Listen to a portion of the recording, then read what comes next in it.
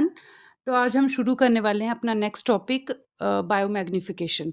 तो बायोमैग्निफिकेशन क्या होता है? बायोमैग्निफिकेशन होता है कि कंसंट्रेशन इंक्रीज़ होना किसकी हार्मफुल केमिकल्स की, जैसे पेस्टिसाइड्स वगैरह हार्मफुल जो केमिकल्स होते हैं वो फूड चेन में, किसी भी फूड चेन में हर एक ट्रॉपिक लेवल पे क्या होता है, उसकी कंसंट्रेशन इंक्रीज़ होना नेक्स्ट ट्रॉपिक लेवल पे।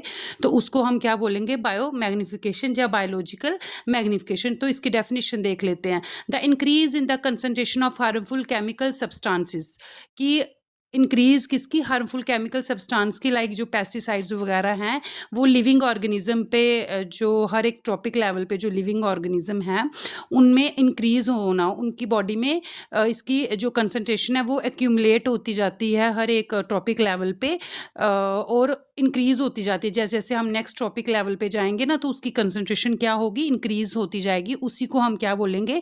बायोमैग्निफिकेशन या बायोलॉजिकल मैग्निफिकेशन भी उसी को कहते हैं। ठीक है। जैसे कैसी होगी ये, इसका प्रोसेस क्या है? इसका प्रोसेस क्या है कि जैसे कि पेस्टिसाइड्स जो हमने स्प्रे किए अपने क्रॉप्स वगैरह, फसल वगैरह उगाई, या वेजिटेबल जो भी हम फ्रूट्स वगैरह जो भी हम फसल उगा रहे हैं उस पे हमने क्या किया? पेस्टिसाइड्स की क्या की? स्प्रे किया ताकि उनको कोई पेस्ट वगैरह जो है वो हार्म नहीं कर सकें। उसके बाद क्या हुआ कि ये जो केमिकल है ना, ये सॉइल और वाटर के साथ जाके क्या हो जाते हैं? मिक्स हो गए हैं ना। जब हमने उनको उनके ऊपर स्प्रे किया तो क्या हो गया? वो उसमें क्या हो गए? सॉइल और वाटर में जाके क्या हो गए? मिक्स हो गए। अब जब ये पेस्टिसाइड्स जो मिक्स हुए हैं, ये जब हम क्या करेंगे? जो प्लांट है जब वो अगर अपन सॉइल से अगर वाटर लेगा, जो कुछ मिनरल्स वगैरह लेगा सॉइल से तो क्या होगा? उसके साथ ये जो मिक्स हुए होंगे पेस्टिसाइड्स वगैरह जो हार्मफुल केमिकल्स, तो ये क्या हो जाएगी? किसकी बॉडी में एंटर हो जाएंगे? प्लांट की बॉडी में एंटर हो गए, है ना। उसके बाद क्या हो गया कि ये जो है जब इन प्लांट्स को कौन खाएगा? हर्बीवोर्स एनिमल्स खाएंगे, है ना। Pesticides enter into the herbivores animal when they eat these plants. जब ये प्लांट्स कौन खाएगा? हर्बीवोर्स एनिमल्स ने खाए तो क्या हो गया कि ये जो है केमिकल उनकी बॉडी में, हर्बीवोर्स के एनिमल के जो है, एनिमल जो हैं हर्बीवोर्स, उनकी बॉडी में ये केमिकल्स चले गए। अब नेक्स्ट है, जब इन हर्बीवोर्स को कार्निवोर्स ईट करेंगे। अब जब उन्होंने खाया कार्निवोर्स ने तो ये जो पेस्टिसाइड्स हैं उनकी बॉडी में आ गए, है ना।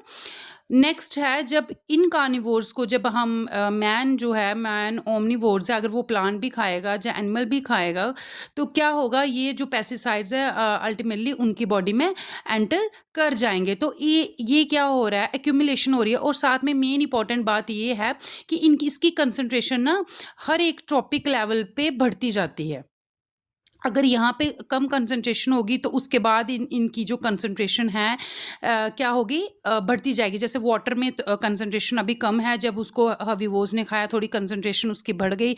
उसके बाद जब उनको उसको कार्निवोर्स ने खाया और कंसंट्रेशन बढ़ जाएगी। और जब मैन जहाँ आगे जो टॉप कार्निवोर है वो खाएगा तो उसकी कंसंट्रेशन ऑटोमेटिकली इंक्रीज होती जाएगी। ठीक है। इसको एक एग्जाम्पल से हम अब नेक्स्ट एग्जाम्पल लेते हैं एक एक्वेटिक इकोसिस्टम की। यहाँ से आपको ज़्यादा अच्छे से समझ आएगा।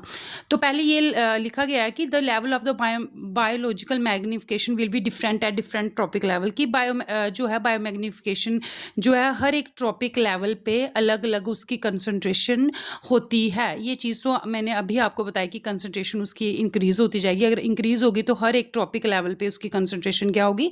अलग अलग होगी। जैसे हम एक एक्वेटिक इकोसिस्टम की एग्जांपल ले लेते हैं कि जैसे हमने पॉन्ड ले लिया। देखो, water in a pond, lake और रिवर, है ना, contain only a small amount of harmful chemical.